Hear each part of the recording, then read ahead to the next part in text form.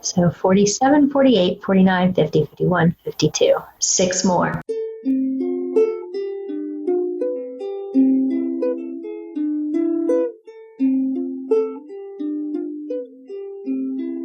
Welcome back, everyone, to another episode of Not So Giant Women.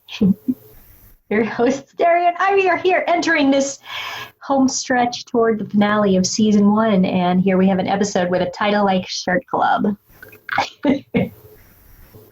Any thoughts on that? What? I think last time I speculated we might see the origin of Stephen's multiple star shirts, but that's the best I've got for this one. All right. Well, I like that. I like starting off with a prediction. Well, let's find out what the reality is. We are the crystal gems. We'll always save the day. You want to take a picture with me or some junk? No way, man. I want a lesson from Guitar Dad.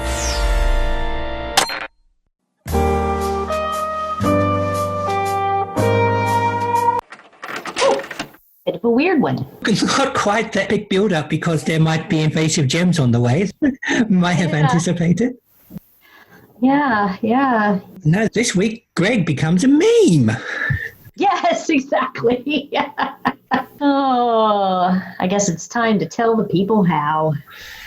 We open on Stephen with his adorable serious business face drawing a flyer for his dad because Greg's offering guitar lessons, and it's a childish drawing of Greg and some lightning bolts and his guitar and the legend Guitar Dad, phone 555, etc., etc. He tries to explain to the other 3 gems how all this works. They're a bit nonplussed, but Stephen goes to take the flyers and put them up. Well, he puts one up at the Big Donut. While he's there with Lars and Sadie, Buck Dewey, one of the cool kids, comes in. And, of course, Lars is fawning instantly, even when he asks for a salad, which they don't sell because they are a donut shop. Lars goes to get him one, even though they don't have vegetables. We never quite see how that turns out. Nope. Stephen gives Buck one of the flyers, however, and first he just sticks it to his chest. And Buck thinks this would make an awesome T-shirt.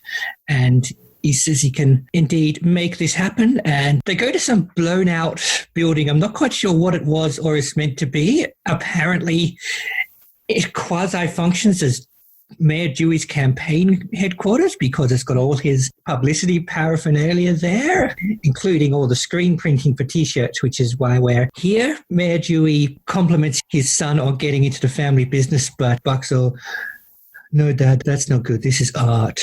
We're doing cool art things. And they print up a bunch of T-shirts with the Guitar Dad flyer on them and to spread this art, because all through Bucks explains to Stephen how art works, man. They load them into the T-shirt cannon and start firing them at random passers-by who first are bewildered that a T-shirt has hit them out of the sky, then think that the T-shirt is the coolest, funniest thing ever. Especially Lars, when he sees that it's something of Bucks, just adores it. And Ronaldo, who thinks it's from space, and this is a way of making first contact. You do you, Ronaldo. He will. The T-shirts haven't been successful at all in getting any people to come for lessons from Guitar Dad, though some people have been coming around to take photos of or with Greg, who is a little confused, who apparently has not been party to T-shirts flying all around the town because he seems to have been sitting in front of his car wash the entire time. I don't think we actually see him out of his chair. Stephen's worried that this means that the shirts are not achieving his desired purpose of selling guitar lessons from his dad. And when he returns to destroyed campaign headquarters where Buck is doing more screen printing, he says this, but Buck says that that's not the point. He just wants to spread this awesome art, which he thinks is awesome because it's no good because of Stephen's childish naivete, which Stephen's a bit upset about. Mm-hmm. Also in the campaign headquarters, which we didn't mention earlier, there is an old childish drawing from the actual child version of Buck when he was a kid, with a childish drawing of him and Mayor, or maybe pre-Mayor Dewey at that point, saying, "Vote for my dad."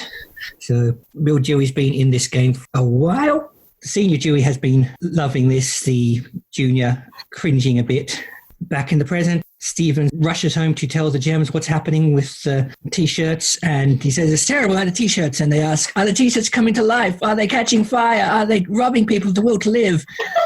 And Stephen's just, no, they're using my art in a way I don't like. And they're like, oh, solve this one on your own. The Gems also appear to be partway through building some flat pack furniture, which I guess has to be done somewhat. Stephen goes back into town. We see him at a vantage point from where Mayor Dewey is dedicating a bench, and it is very assassin movie-like. Stephen has mirrored sunglasses and the T-shirt cannon, which he loads up, and we have all the slow motion, and he takes aim and fires at Mayor Dewey, and his bodyguards run away as soon as something heads towards him. It knocks the mayor back into the bench, and the T-shirts are firing around. When someone picks them up, we find that they are T-shirts made from the Vote for My Dad poster from all those years ago with the childish picture on it. Kiki Pizza thinks this is even funnier and even better than Guitar Dad, and people take to the T-shirts. Mayor Dewey decides the bench is quite comfortable and is touched by his son's design to vote for him being recirculated. And as he says this and people love the design, Buck sheds a single tear from beneath his sunglasses. Yeah. Stephen returns to Greg, who hasn't been asked to sell any lessons, but fewer people are coming by for photographs and things, except Buck does. He comes first to apologize to Stephen and then to show that he is wearing Guitar Dad shirts, and he is here not for a photograph, but because he wants a lesson from Guitar Dad. And we go to credits. You laughed a lot on this one. Oh, this was a funny one. I think you like Lamar Abrams. Yeah, and it's just so strange. It's just a kind of almost day in the life of Beach City kind of thing. Yeah, it's a wacky one. A lot of absurd humor. Yeah, and as the other three Gems ably point out, there's no peril or crisis. This time, it's almost a sitcom plot about Stephen's shirt design, which isn't even starting as a shirt design. And... yeah. We get some fun, bizarre character moments from the Deweys and Buck's perception of art, and Greg not quite knowing what's going on, not because he's not bright, but because he's just simply outside it all. Yeah, they're not going to come up to him and explain that he's the subject of a weird meme. Yeah, and he doesn't seem, he's a bit confused, but not too bothered about it. Even at the end, he's just, when Buck approached, like, oh, do you want a photograph too? And he doesn't. He wants guitar lessons. And Greg's just been hanging around, apparently, with his guitar, just hoping someone comes by for a lesson. Yeah, he's probably been playing in between to attract people, and all they do is walk up or drive by and laugh and share it on Instagram. Haha, I met Guitar Dad. Yeah. Do you know Guitar Dad's a real guy? Name's Greg Universe. He's bald but has long hair. Yeah. And a huge tan line. Yeah. That's a good idea, though, for Greg to sell some guitar lessons on the side if he's not going to always be busy with the car wash. You know, that's something he's pretty good at. Yes, seems like something he'd enjoy doing too. If you're going to be sitting out there anyway. But, you know, of course, if you were actually a music teacher, you're supposed to have like your undivided attention to the student, and music lessons are not cheap usually. So you're going to get like a 50-minute hour, and if you had to get up and wash a car, that would probably be a problem. Yeah. But, you know, it's Beach City. It's low-key, except for if there's a monster. Yeah, I love Pearl's increasingly histrionic reaction as to what the T-shirts could be doing. Yes. Boy, her imagination ran wild on that one, didn't it? Yeah, Pearl. Also, she was very much in a flatter, taller face design this week, or actually harkened a bit closer to her original pilot character model. Not very close. I could just see a closer resemblance than usual. Or so it seemed to me anyway. It's not like I had the pilot playing in the other window or anything. Yeah. There have been some comments like that for sometimes with Helen Jo's art. I wonder if it was her. She's the other storyboarder, that sometimes her designs are noticeably more off model. But, you know, the thing that I notice with her is usually the eyes, the way she draws eyes. So, and in the scene you're talking about, she had the spirals going in her eyes. It was something you don't really see that often in this show. You don't see them get quite that cartoony. Yeah. I noticed kind of a jump because it happened directly between shots, that Garnet went from her head, her not hair part of her head being quite large and her hair comparatively small, to her usual small head, huge hair, as we jumped between shots in the What Do We Do About the Shirt scene.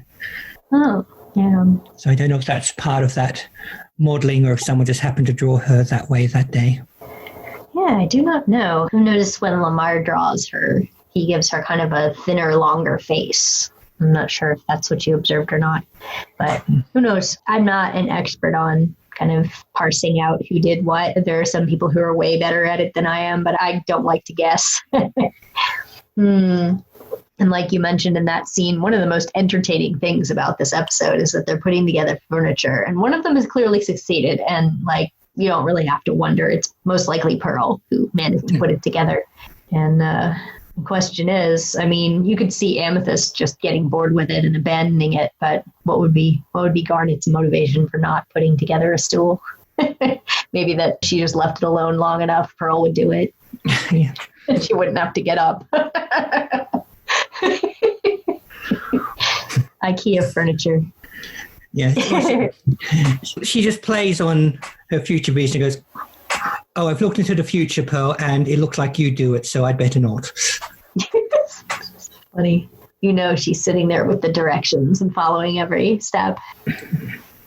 Oh, yeah. Pearl's laying out all the parts in little groups, just like on the diagrams. Right. And Amethyst is like, I think it'll look good this way. If it doesn't turn out to be a stool, then it'll be modern art.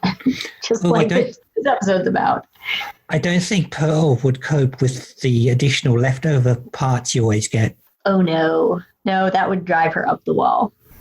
She would have to contact the company and return the spare parts or request whatever parts might be missing. Maybe she would also send back the directions copy edited. There'd be one occasion where Amethyst looks like she's got it assembled, but you so much as prod it and it just turns back into parts. Yeah. Oh, yeah. She didn't use any screws. She just put it all together and shoved bubble gum in there. So I think this episode might have been the first new one that aired after I started watching the show. Ah, historic. I got into the show right around when there was a lot of noise being made about the season 1 finale, because they had this whole Steven bomb thing. And so there was a lot of noise about Steven Universe that whole week. And, you know, I got into it. And this episode was one of the ones that got bumped to the following season because it really is not attached to the plot, as you mentioned. So, yeah, I had a feeling you were going to say that about it not being in the Steven bomb, because they don't even mention the relative urgency that there might be gems coming to get them or terrorize or conquer or whatever else. Just seem to ebb and flow a bit. Yeah, there seems to be maybe a hint of it in 45, Rose's Scabbard, because they're talking about cleaning up these weapons that have been sitting there for millennia. But then 46 was open book, and they're literally just playing around with the story ending. And then there's this one, and they're playing around with shirts. So, you know, it's easy to transplant those to anywhere. You still want to show them, but there didn't seem to be anything, at least anything obvious, that was being planted as a weapon or a plot point to build toward what our main conflict is implied to be at this point. And their pastime was assembling stools, not like trying to draw up plans or research what other gems might be up to or anything like that. That's right. Yeah. So I remember waiting for a new Steven Universe episode and thinking, oh my God, I binged it all and there's nothing else. And then I go to the place where I was watching them and there's a new one and I almost lost my mind. I'm like, oh, there's a new episode. And it was this one. And I was like, all right. I mean, it's great to have new content, but nothing really happened, but I was really excited about Steven's pencil case at the beginning. He had a cool pencil case that pops up and has this removable pencil sharpener that shoots out and stuff. And I actually had one of those that had various buttons on it. They had some kind of sort of Korean animated characters drawn on them. And I had one in 4th and 5th grade, this cute little pink pencil holder. The pencil sharpener did not shoot out of it, but it would pop up and it was really fancy and exciting. And it had a magnifying glass in it.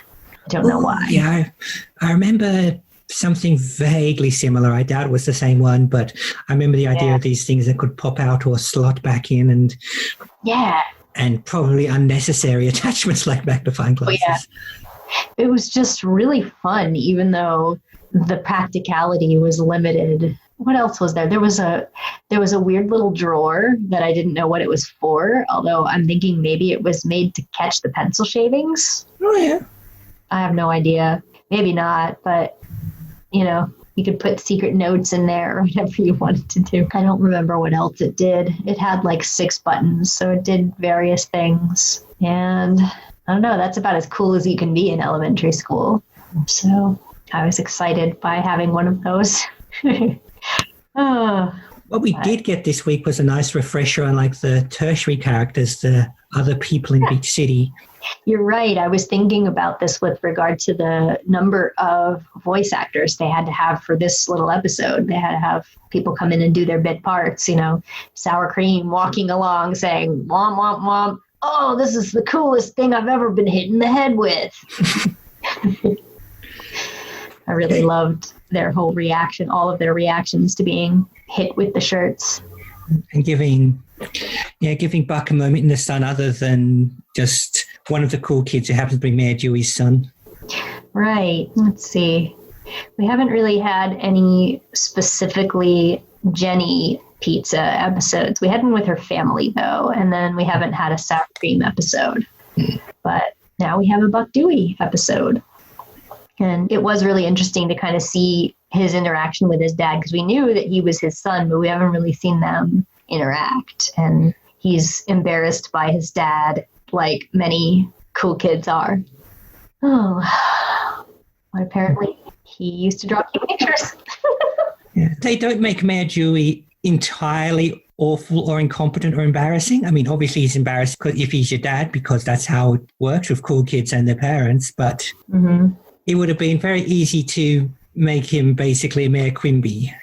And he's not. He says some strange things and occasionally has some misguided priorities, but he's not wildly ludicrous. How the hell did this guy get to be mayor territory? Right. Certainly not anything that's portrayed here indicates that he's an incompetent mayor, but he's kind of trying to say cool slang things. Oh, yeah. He's definitely got some issues, especially in the trying to be a cool adult department. But... yeah. And Buck is like literally, Dad, stop. Gotta get that youth vote, boy. So he's probably slightly jealous of how Greg can kind of do it effortlessly. Right. And he kind of framed that in a negative sense. Like when he told Steven, your work is so naive. You really love your dad. It's funny. Like, that's pretty cruel, actually. But it's kind of built on, I guess, what his complicated feelings are right now. Mm. And it is a very I'm the cool kid thing to say, sort of. Right. You know, you like your parents. What's that about? Yeah. Parents created grounding and bedtime and laws. Yeah, above the law, he once said, which I continue to think it's interesting that a lot of the ones that Buck Dewey features prominently in is also storyboarded by Lamar Abrams, because Lamar does his voice. Oh. And so it's funny because he says that when he writes them, he forgets that he's going to have to come back and say this stuff. Oh. So that's funny. I wondered if we get it the other way around and would write Buck saying things like, "Have you ever listened to my voice? Don't I sound handsome?" It's interesting also that Lars wants so badly to impress Buck, and he's really holding a candle for this guy to the point that he is willing to do the impossible and pull a salad out of his butt or something to give him what he asked for. But one thing I was thinking about that's interesting about that is that Buck is, for the first time, pretty mean to Steven in this episode. And Lars is also sometimes pretty mean to Steven. So they've both kind of bullied him at this point. And I'm like, I wonder if that is a wavelength somehow, like that they have this sort of wannabe edgy thing going on where a genuine cute kid like Steven is to be mocked and,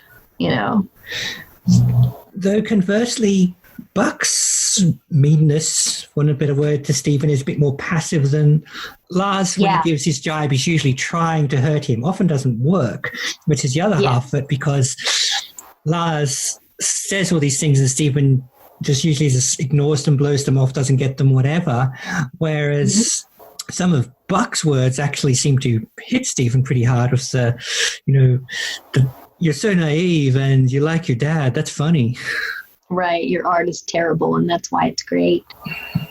And that the fact that it's an artistic movement is more important than the whole purpose that Steven had in mind when he drew it. Also, notably, he did apologize, which I wish that Steven had not kind of interrupted him and say, "It's all right, Buck. You don't have to say any more than that." Because I like to see good apologies on shows like this when they finish and they acknowledge what they said, what they did wrong, and make some kind of amends. But it's very Steven to be like, "Okay, you already started the gesture, so I'm just going to assume you finished it." Yeah. He's like, the point is you said you're sorry. Oh, and you said you're sorry. You've done that bit. Right. That, and we know Steven's attention span isn't always the best, so. Right. And it's good that after Steven made them all understand through his spreading around of Buck's art so he would know how it felt, that he didn't start feeling guilty himself. Like, it got exactly what he wanted, for Buck to understand his perspective. And then he came to him and said, "Oh, I'm sorry for what I did." And that's great. Yeah, I guess Steven also may not have felt guilty because he didn't see it as getting back at, almost said Lars, didn't see it as getting back at Buck. He didn't see it as revenge. He saw it as illustrating the point, and he didn't want to make him feel how he felt so he'd feel bad. He wanted to make him feel how he felt so he'd know how feeling that felt. Sure. Yeah. Yeah, I'm glad we got a little bit of the gems, but they weren't in it much, and they tried to get out of it more than like, dude, solve this problem yourself. But I liked how at the beginning he like comes down screaming their names, and they're right there.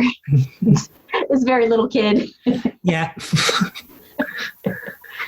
I love Yeah, and it's also, why would you need to moments like that? Call like anyone's name in a house that size?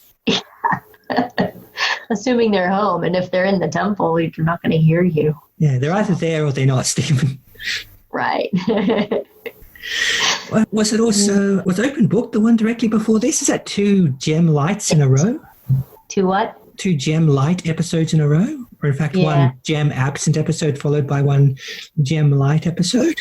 Yeah. Now this one was definitely more focused on everyday problems than, the usual magical issues.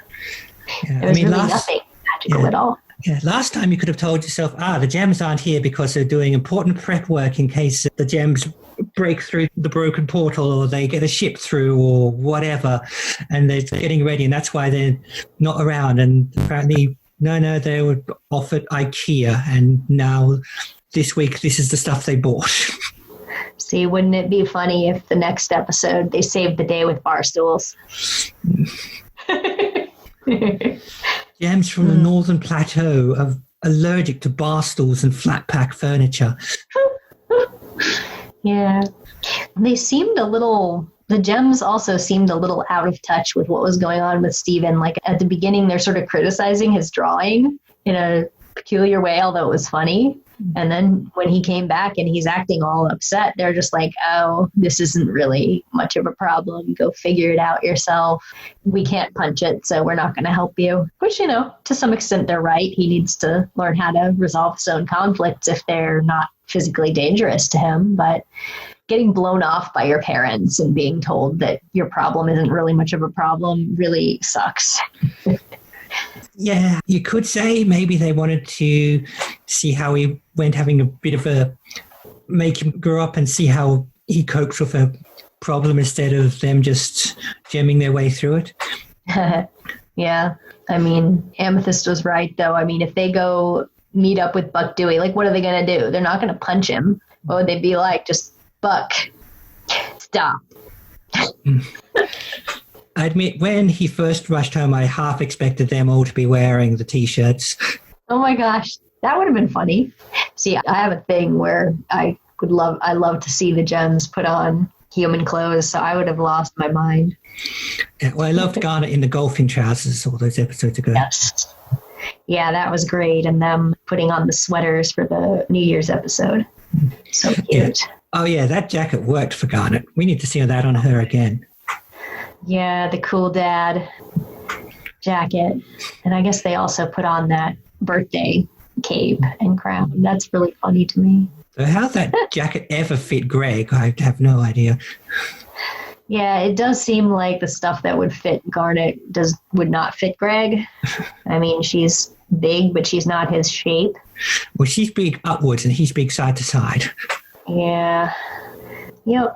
I could see how she could wear his pants, but not really his jackets. Well, maybe younger Stephen bought him the jacket before he understood how clothing sizes worked, and Greg just kind of took it so he wouldn't hurt his feelings. Or, who knows how long that thing has been in that storage unit.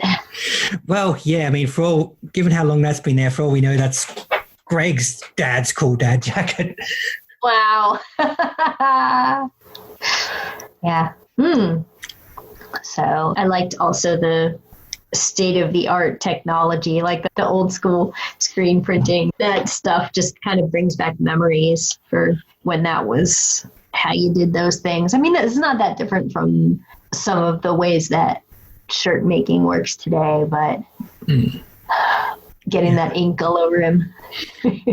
Yeah, you still see people doing that. I know a lot of community projects I've been on have used old school screen printing. Mm-hmm. Yep. So I had a friend who worked at a place like that, and I went with him to swing by during some sports thing where they were waiting to find out who the winner was going to be so they could print the right shirt or something. And I saw the equipment, and in some ways it was pretty similar, but I didn't see any actual pigments sitting around to be splashed upon people. I don't know why it's apparently a post-apocalyptic movie.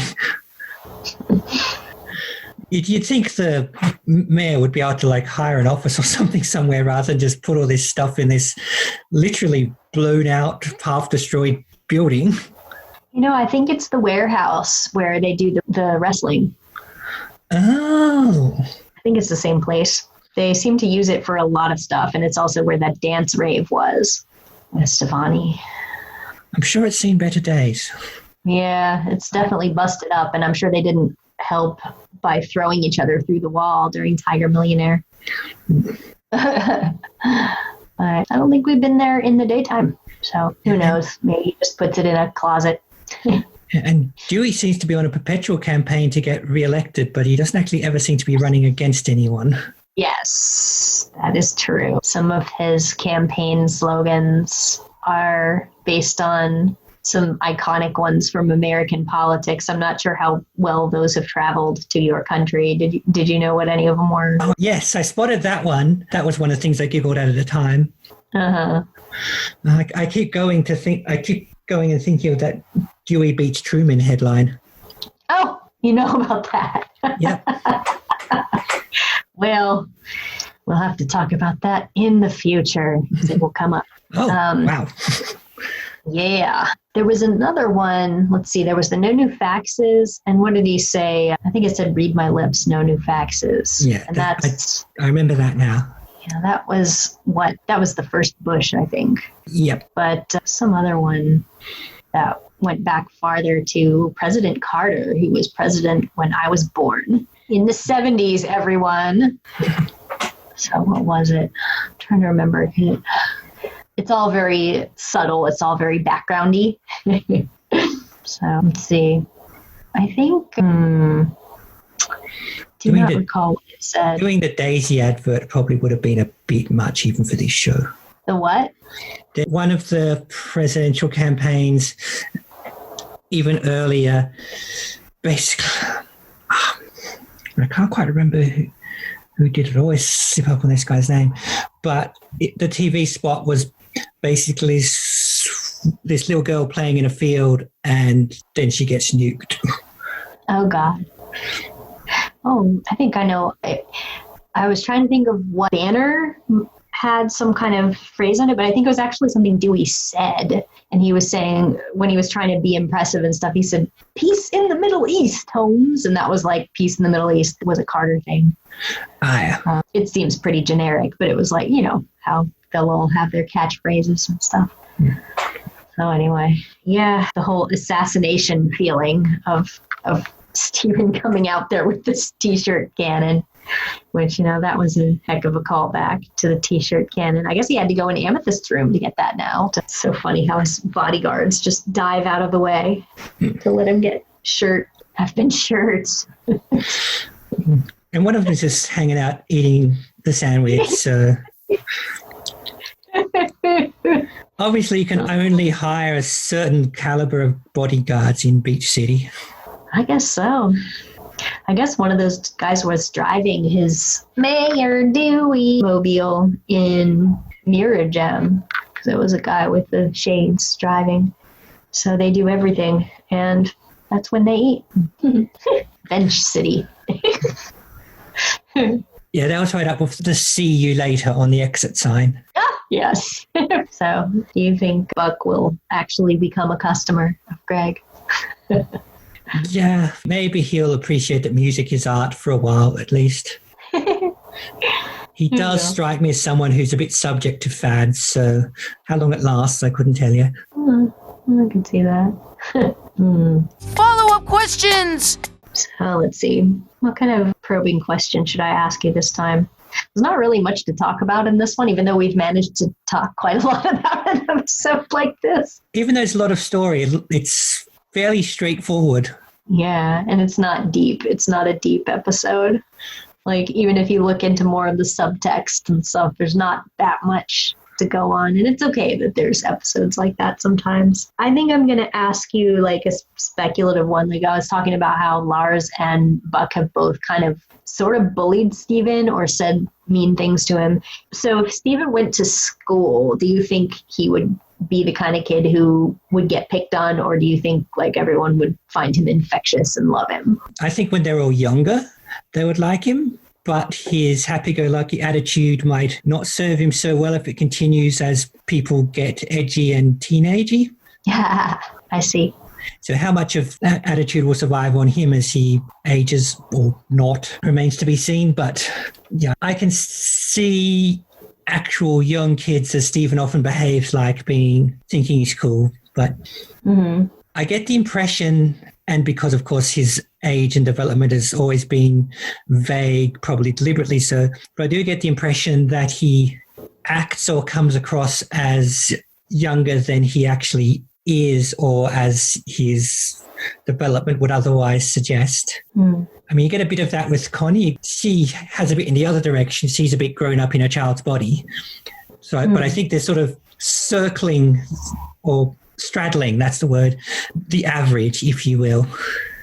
Again, we only see so many people, as in not many at all, and some of those are a guess, who are actually Stephen's age or, again, supposed to be based on that whole guess thing. I mean, the others he hangs out other than Connie would be Sadie and Lars, and they're clearly supposed to be older than him.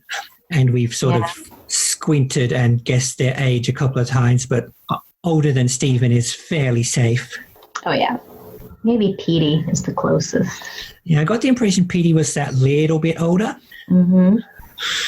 But again, that brings it to Petey and Connie, and that's at almost 50 episodes. That's not a lot of other people his own age and or apparent age. Right. And then there's Onion, who seems to be maybe younger if he's not a goblin. Well, yeah, Onion's a whole law unto himself, so... Yes. And he would probably have far more trouble relating to people than Stephen if he actually cared to relate to people at all. True. Yeah. Trying to imagine, like, if Stephen went to school, whether he would just obliviously use his superpowers sometimes, and if people would think that was cool or if that would alienate people. I mean, in Beach City, it seems like it wouldn't bother anybody. In a Beach City school, I can see him getting told off by a teacher for using his powers if he's supposed to be doing something else. But right. Because he's supposed to be doing something else, not because he's using his powers as such. Or if he's in gym class and he's playing dodgeball and he puts a bubble around himself to avoid getting tagged, he'd probably get in trouble. Yeah, because that's not the spirit of the game. Nope. Which means he's probably also the sort of person you have to explain to why sometimes in games and things you do things the way you do, even if it's not how to actually do them. Yeah. I guess I'm thinking about him observing the volleyball game in Beach Party, and he didn't seem to have any objection to the gems using their superpowers because there was at least one gem on each side to do that. So it's fair. Yep, that was quite wise of him, actually, setting out those teams. I think so. But could have had everybody play at once. It's weird that anybody was on the side. I don't think we talked about that when we talked about Beach Party, but that was a long time ago now. That was 18, and we're on 47 today. Wow. Sometimes we repeat things because I discovered last night we had pretty much the exact same conversation in 13 and 40-something about how vegan food works. Yeah. Comes up fairly often when we're talking about recreating dishes. Yeah. I guess I remember talking to you about vegan food and vegetarian food a couple times. Oh, we hit all the same beats of the bacon colors and the fake bones and all the rest. It was actually... Well, at least we know it. Because of when we'd had it and when I edited the other one was actually a bit creepy. That's so funny. Should I talk about food for this one? Yes. What have we got for food for this one? Well, we got a sandwich. You know what? Like, while we were talking about it, I realized I don't think I've made a sandwich. I mean, I've made other sandwiches that you could use for this, but I haven't done anything for that. And they had pizza, but I've made fish stew pizza before. They had two different kinds of pizza. One was pepperoni-ish. Yeah, I believe Stevens had mushrooms on it. But what I ended up doing for this one was this was a late addition to my menu, because usually my rule is that I will not make something if they didn't make it and eat it in the show. Like, if it's just in the background, I'm not going to make it. Or if it's just mentioned, I'm not going to make it. But in this case, I decided to make something that was only mentioned, and I made the Caprese Salad that Buck asked for. And part of the reason I did that is that the Crooniverse did that too. When they celebrated the release of this episode, they had a Caprese Salad. And so that is, the ingredients of that were just tomatoes and mozzarella cheese and basil. And I think then you just do like seasoning, like salt and pepper and olive oil, and that's it. And people are really weird about the Caprese salads. They're like, no, you can't put anything else in it, and it has to be this way, and or else it's not a Caprese salad. And I'm not really a big fan of anything in a Caprese salad except for the cheese. I'll eat the hell out of the cheese, but other people can have the tomatoes and the basil. Fair. Not a tomato fan myself. Yeah. As I've gotten older, I've gotten more into tomatoes. Like, I was the only vegetarian at a really big gathering from my work for like a holiday thing. And so everybody and their wife was there. And so they're like, oh, she's a vegetarian. We should order a starter that she can eat. So they ordered this like pizza that there was a tomato on every slice. And I'm like, you know what? I'm just going to eat it and not pick it off like a 10-year-old. And I ended up like really enjoying it for some reason. It was like a barely cooked tomato, and I started craving this taste of tomato. And so I ate it again the next time I went to that restaurant, and I ordered that starter as like my meal. And I still don't like raw tomatoes, and I don't like them on sandwiches, but I've warmed to cooked tomatoes on things. And I always liked tomato ketchup, tomato sauce, and tomato soup. Yeah, I'm like that with sun-dried tomatoes, despite my usual dislike. Sun-dried tomatoes, especially like if they're on a pizza or in a pasta or whatever. Yeah. So I had never made a caprese salad before when I made this, but it's just a matter of cutting the cheese into slices and then like cutting the tomatoes, of course. And I think I bought the wrong tomatoes, but when I looked it up again later, I was like, okay, there's a bunch of different kinds of ways to make to use tomatoes in this. I don't know. And, just washing and separating the basil leaves and putting them together, arranging them all aesthetically as art, like this episode is very big on, and drizzling with the olive oil and the salt and pepper, and then sit there and eat it like an animal with your fingers. So that's what passes for the food of this episode. But it is really funny that the Crewniverse also did this. So I don't know. Sometimes I don't do what they did, but this time I did. As far as I know, up until today, I didn't know what a caprese salad was at all, or in fact knew that it was a thing. Well, too bad that we didn't get to find out what Lars came up with. Yeah, I wondered if there was going to be some kind of weird donut salad concoction. And since this episode, Lars just has all of the ingredients for caprese salad sitting around in case he ever has to serve, but Buck would never ask for it again. No. He wouldn't. I thought that moment was really funny where he looks at the menu and it's very clear. It's like, we only serve donuts, and then nope. I don't eat caprese salads anymore. That's so episode 47. Yeah. If only I had known that. Probably got some good factoids for you on this one. I know there's one thing that I have to open a window to read to you. Well, besides I'll just get that out of the way. Stephen and Buck Dewey make t-shirts together is how they describe this episode. Hey. Yeah, there's only so much about this episode you can spoil, really. Right. It's like if you spoiled everything about it, people would probably be like, oh, okay. But I wrote down Ronaldo had a blog entry about his experience in this episode. Oh, of course he did. Very funny. So I thought I would read it out to you because it's hilarious. And I pasted it in over here. I don't think I got the title of it, so I don't remember if he titled his blog entry, but it opens with, "Today I made contact with an alien with my face." This t-shirt came flying down from space and hit me in the head. Do you like my Ronaldo impression? Yeah. It bears an image of an alien being known as Guitar Dad. He appears to have the power to turn sonic energy into electricity, and he looks totally ripped. Why was I chosen to receive this message? Is this shirt a trans-dimensional textile that will send me across the galaxy to learn how to play sick riffs? Or is it a clever ploy to destroy all of humanity? A soft cotton poly embrace that will disintegrate me into dust? I'll never know, because it is a child's medium. If you're reading this, Guitar Dad, I wear an extra large, no V-necks, please. So good. Where are you? Well, it's very Ronaldo filter too, that anyone else could plainly, and Lars in fact said so, plainly see Buck and Stephen just standing on the roof. But he goes, nope, must be from space, must be from aliens. Certainly can't be those two guys standing there for t-shirt cannon. It's never the actual aliens that live next door to you who are doing things to you. Well, I mentioned who the storyboarders were, which was Lamar and Helen. And let's see. The only other thing that I thought was factoidy was that Dewey mentioned that Buck used to go to Montessori school, which I thought was interesting. Well, so did I.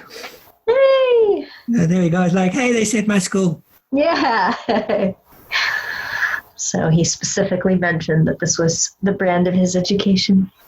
All your little Montessori friends. I'm assuming you, huh? I didn't know Montessori was a thing until years after I'd been to one. I just thought it was the name of the school. Oh, yeah. Since I was an education major, I studied some stuff about it. But I never got to go to actually see one in action. So, Though I did mention in passing that I'd gone to a Montessori and someone said, oh, that explains a lot. So I don't know what to make of that. Brand spanking new, mint in box. I bet you can guess what my merchandise is. Is it apparel? Yeah. Yeah, let's see. Yep. Ha! We has Guitar Dad. Yeah, teaches you guitar. I think it doesn't have it doesn't have the phone number, does it? No. So the official one that they released did not have a phone number, but some of the fan ones do. Oh, I wore my Guitar Dad shirt for you. That is awesome. I'm glad I got to see it in action and not just as a prop. So thank you for that. Yeah, it's so much fun to wear it too, because people who know what it is, even though this is not like one of those, it's not one of those episodes that's like iconic or anything, but the image is. I hadn't noticed until I saw it on your shirt rather than the animated shirt, the bulging muscles and veins the Guitar Dad has. Yeah. He's got some serious abs and these flexing. He's got these rock level biceps. Yes. So the question is, does Steven put that on the drawing because he wants to make his dad look tough, or is he doing that because he really thinks his dad looks like that? He might have a bit of little kid adult worship. He just sort of assumes adults are all big and strong. Yeah. I kind of want to see his fan art of his other guardians now. And maybe himself. Cleaning gem teaches you cleaning. Although I guess we've seen his drawing of Purple Puma. Yeah? And himself as Tiger. Well, that's all I got for this one. No more fun stuff. That shirt is pretty rad, though. Right? I'm sorry? No. Well, I was saying that shirt's pretty rad, though. Yeah, I love it. The same person that I talked about earlier who took me to his shirt production place had complimented my Guitar Dad shirt at an event once, and he was like, I think that's the only Steven Universe shirt I would ever want. Oh, yeah, I totally wear that, and, well, I suppose also a bit of seeing who gets it. Yes. Yeah. Yeah, I'm actually sad that the music for this one, because there was some jazzy music, like, while he was drawing, and then later when they were making shirts, there was some cool, like, sort of montage-y music, and I haven't seen it released anywhere, and I don't know what it's called, so, but no standout songs. Yeah. Not much music for a show that's about guitar lessons. Mm-hmm. Yeah, there was a little riff that he did while Greg was saying, like, oh, maybe he's just going to come back tomorrow and get a real lesson or whatever. And he starts playing a riff, and I think I heard someone say that they thought it was this old camp song that they remembered hearing, but I didn't know the song, so I didn't make a note of it. So well, it's not going to be something you actually have to pay to use. Right, yeah. Plus, like, if you just have the first key change, or the first chord change, rather, that you won't be able to prove that. I would like to take some lessons from Mr. Universe, because I have not been able to successfully teach myself guitar. I tried a couple times, and it's just an overwhelming instrument for me. I'll stick to ukulele. Well, I'm impressed that you could do the ukulele, because I so thoroughly can't do music, so... I feel like I should be better than I am at this point, since I picked it up a few years ago, and I'm still just very, very basic. But, you know, nobody's paying me to do it, and nobody's grading me, so I can do whatever I want. So there. You need to make up some ukulele lady flyers. Do I get a shirt? Yeah. Okay. As long as I get a shirt. That's what's important. He who handles the T-shirt cannons in Florida. I need one of those. Well, I guess until next time, everyone. Yeah, until next time, which is 48, Story for Steven. That's right. We'll see you for Story for Steven. Thanks for listening. Bye-bye, y'all.